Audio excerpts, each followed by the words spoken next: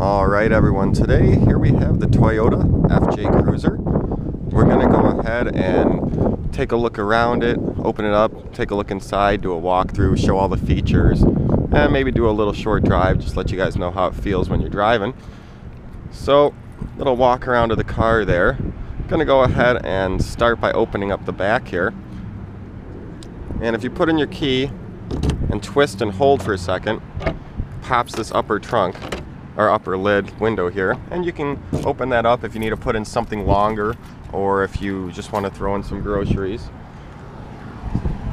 Go ahead and close that back down and open up the main gate.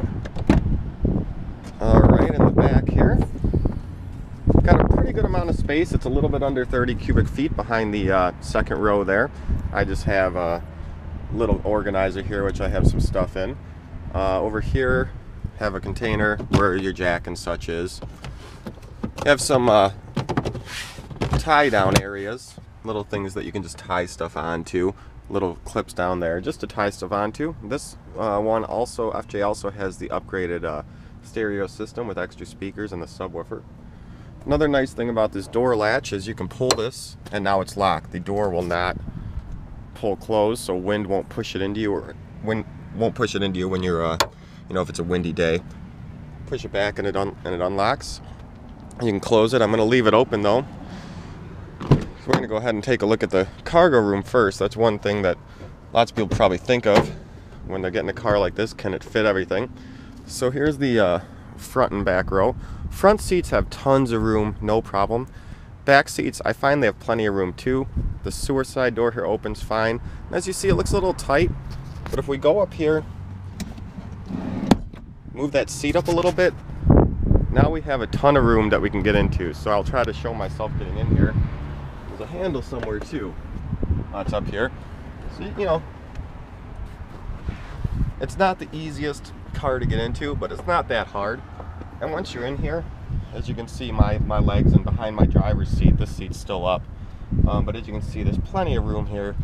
It really has plenty of room for 4 people, 5 people if they're kids.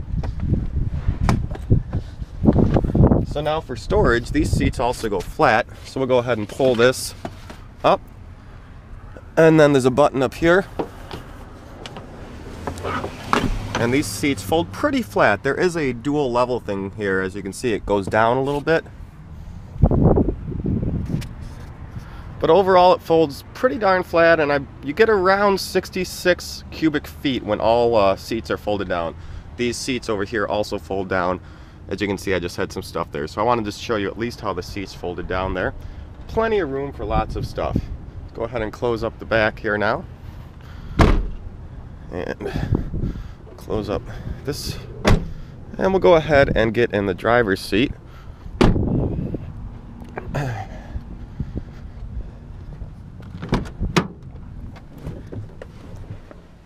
Alright, so one thing you may notice is it's a little dark in here. There's only one dome light that turns on when you open the doors. You do have additional lights here, 2 of them. And those help light up a little bit. You have these cool side mirrors which block the sun. And then you also, of course, have the front ones. And the front ones have a mirror but no light. Up on the dash, you have your compass and your tilt and your also outside temperature. Up here we have a little storage place. I have nothing in there right now. Down in our main center here we have armrests for our seats, and they're adjustable, so they'll let you tip it to like almost any position for however you want it. Got a little storage place down here. I'm probably dark on camera. Up here we have the standard gear shift, and you can select first gear, second gear, third gear, fourth gear, or regular drive. So there's no paddle shifters, but you can select yourself if you're off-roading. You have your 4, 2 high, 4 high, neutral, and 4 low, and those are easy to get into right there. If you have the 4-wheel drive version, you'll have that option. And then down here you can see we have the option for our traction control off, rear differential lock, A-track, which is like a traction control locking type thing, but it's brakes control it. It's a cool system though. Here we have a 400 watt AC power supply, which is actually in the back, and it's behind that container I have there. It's behind all that junk. It's right under the speaker.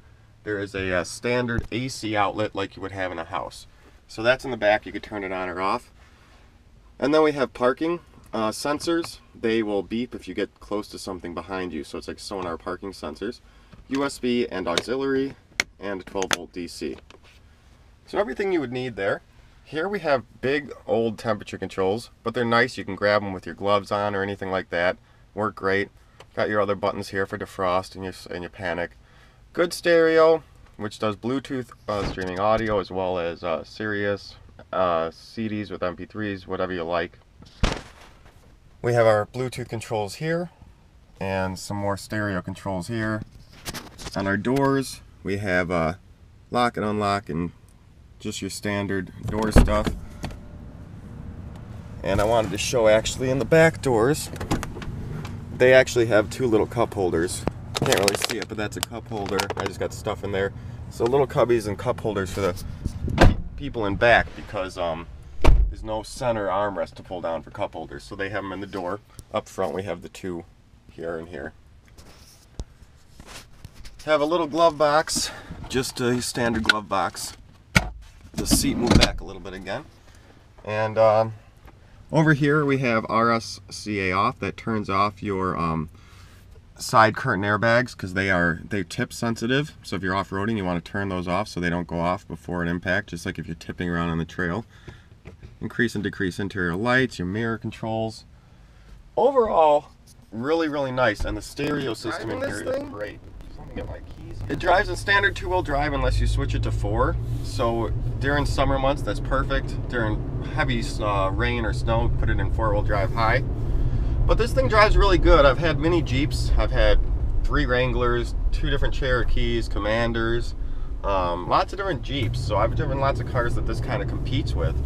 And this kind of drives very similar in feel to a Wrangler, but it's a little quieter inside. And it feels just a little bit better in turns. Not very much body roll. Has a lot of pickup. This 4-liter engine it has, great engine. About 260 horsepower, I believe. Can tow 5,000 pounds, which is like 2,000 to 3,000 more than the stock Cherokee can. You know, it really tows a lot. Drives great, very smooth. You're gonna have a little bit of noise, so like a little bit of wind noise from the top rack if you're going fast on the highway. My Commander was a little bit quieter, but my old Jeep Cherokee is a lot louder. So I mean, it's not anything that bothers me. I like to hear when I'm driving kind of the road and the noise. Now, if you don't want to hear that, you turn on the music. So I mean, it's fine for me. It just depends if you're really one of those people that needs a quiet cab. It's great around the city, but you're gonna get some wind noise when you're going fast.